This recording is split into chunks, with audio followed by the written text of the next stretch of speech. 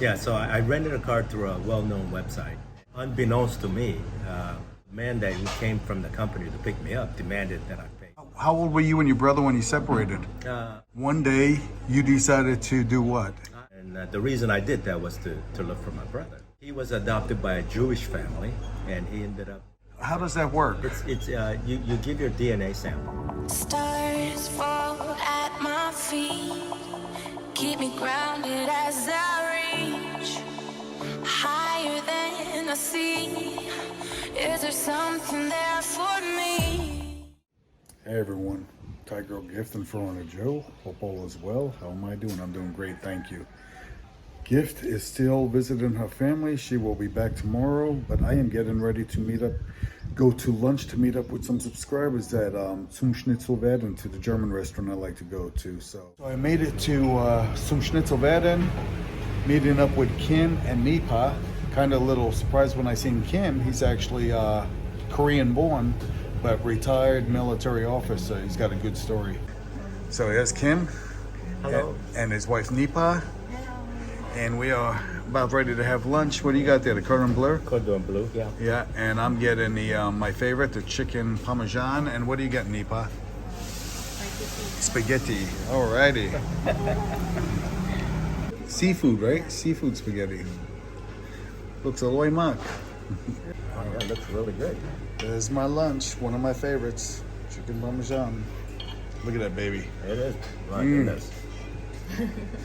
200 baht. Less Yeah, I than know, $6. Alrighty, so lunch was delicious. Yes.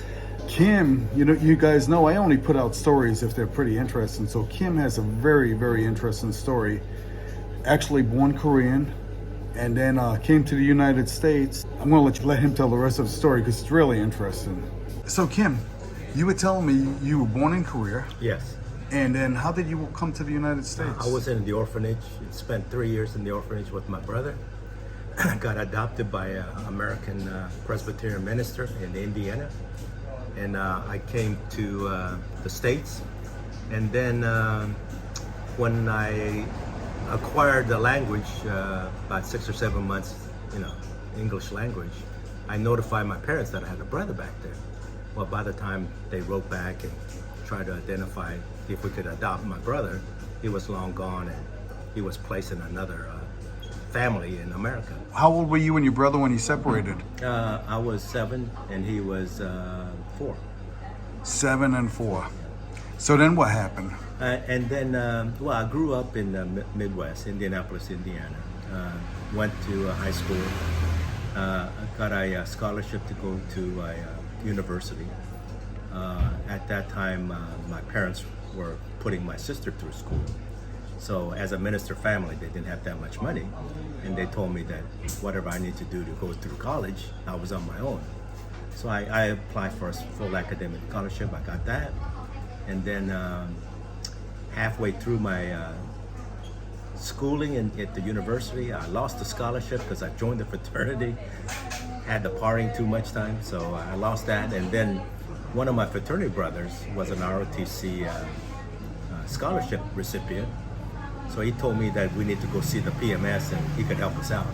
So I did. I went there and I had good enough grades. So I got a scholarship through the Army the last 2 years, and that's why I joined up and ended up in the Army. Never dreamed that I would end up in the Army, but I wanted to be a lawyer, so I went to it, but so that's my background story. You wound up staying in the Army. You made a Yes. career out of it. Why did you do that? Well, my first tour was in Germany, so I spent 3.5 years there, and then trying to come back, it's kind of hard to look for an American job while you're stationed over there. So it was kind of a little bit difficult. So by the time they move you to the advanced school, you owe the Army another year. So one thing led to another, just that move on, and I was comfortable, and I did well. So it wasn't that bad. Yeah.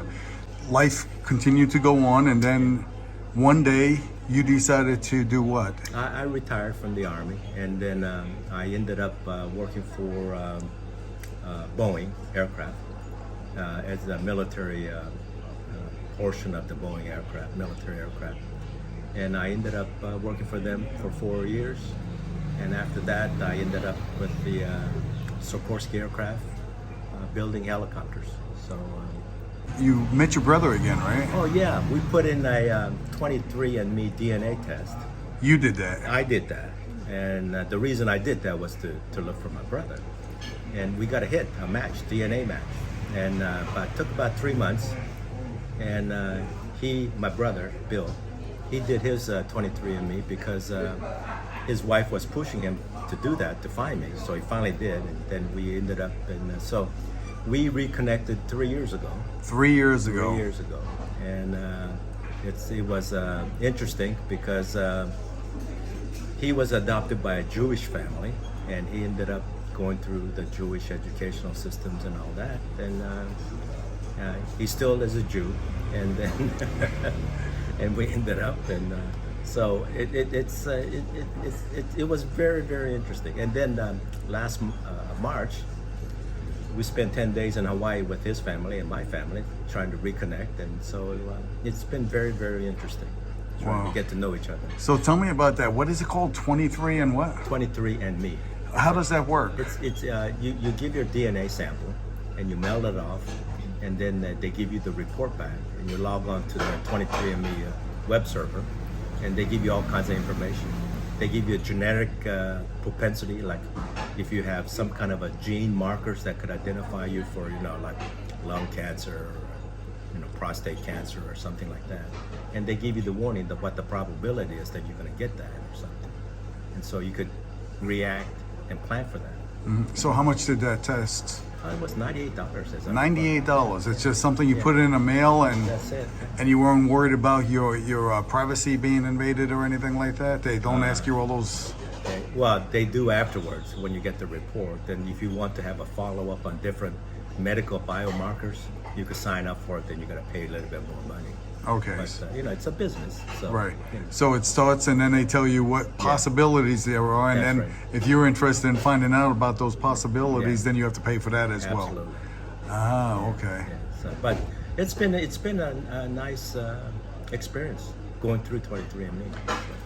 Well, it connected you and your brother after so many years together, so that's pretty. I would say that's really good success rate, right? It is. Yeah. Wow. Wow, that's an interesting story. Oh yeah. Here's my brother. Oh, okay. So there is a picture of you and your brother. Very nice. Well, you could see the similarities in a smile.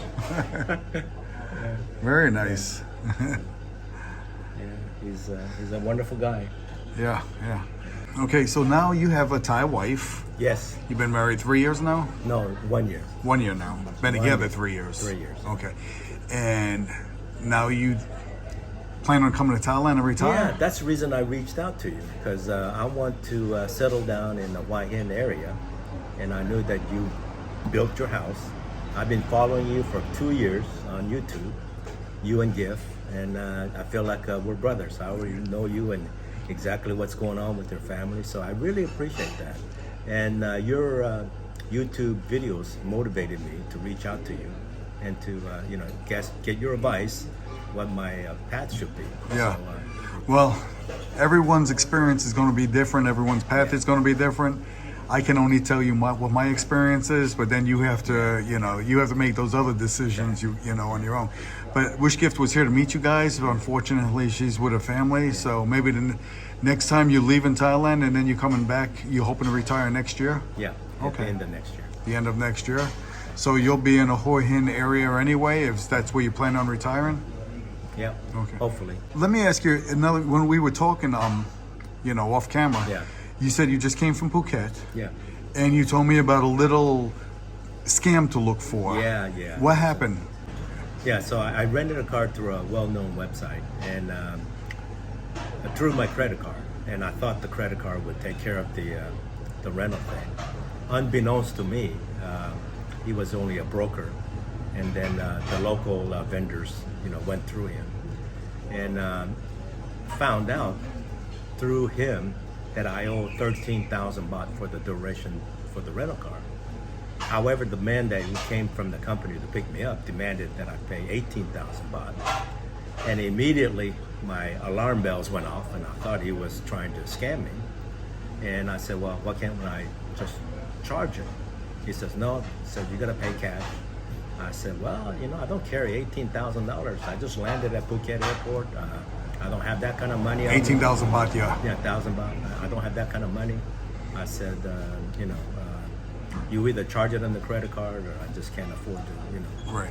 So basically, if it was a scam, it was coming from the guy that picked you up, not the company itself. That's correct. But unfortunately for you, you didn't get your SIM card yet. You didn't have a copy of your receipt to show him, and he just wanted the additional money, and you walked away from that deal, which probably a smart thing to do. Yeah. Well, anyway, it ended up to be to my detriment, because I tried to go back and re-rent the rent-a-car during the New Year's Eve time frame.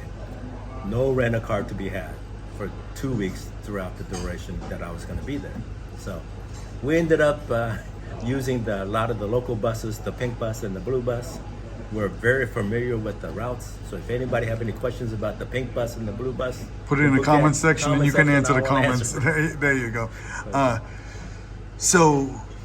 Well, actually, it still worked out for you. But the thing is, I believe the reason you couldn't find a rent-a-car, I could be wrong, is because the tourists are now coming back. And over the past of the few years, they probably sold some of those cars because they didn't want to keep the inventory. So now they're limited on inventory, and that's probably one of the reasons. So yeah, anyone wanting to rent and they're coming over here, just keep a hard copy of that receipt showing that that's the price, I guess. You know, it's a lesson learned there. But it was interesting, and we discovered Phuket more, I guess, the local flavor, what you want to call it. Right. And so, you know, riding the pink bus was 30 baht. I mean, but you stand out in the sun for an hour waiting for the bus. Yeah. But, you know, those trials and tribulations of, you know, being a Did you not consider moving to Phuket? Oh, no. One of the reasons we went there was to look at the island and the housing prices and things like that. Oh my goodness, all the prices almost double. They're almost double, but yeah. Talking of which, because it could be very expensive, like you said, depending on where you live. That's right. You live in Connecticut. Yes. And you were telling me, how much is your property tax? I'm paying $20,000 a year on my property tax. $20,000 a year on property tax. Well, it's the size of your home, and Hold on. That's a lot of money. It is. I mean, there's people rent beautiful homes around here for less than that. No, so. I know. It's well, that's one of the reasons that I need to, you know, get out of the state. Anyway, nice meeting you guys. Really enjoyed our little conversation with you and your wife, and hopefully when you come back, you guys and Gift is here. Come and say hello, and we'll meet again. You've been a great help to us. Appreciate it. Yeah, no worries. Thank you. Thank you very much. Morning, everyone. Well, Gift will be coming home today. So she had a great time with her family over the past couple days. But she's on her way here. It'll take about 4 hours for her to get here. Yeah, looking forward to her being home. So there won't be any dance at the end of this video. Hope you enjoyed the video. If you like this video, if you've been watching our channel, haven't yet subscribed, or you're new to our channel, please consider subscribing. It's greatly appreciated. Motivates us to do more videos like this, and it's free, so why not? So until next time, stay safe, stay happy, stay tuned. Thank you for watching. Bye-bye. See you on the next one.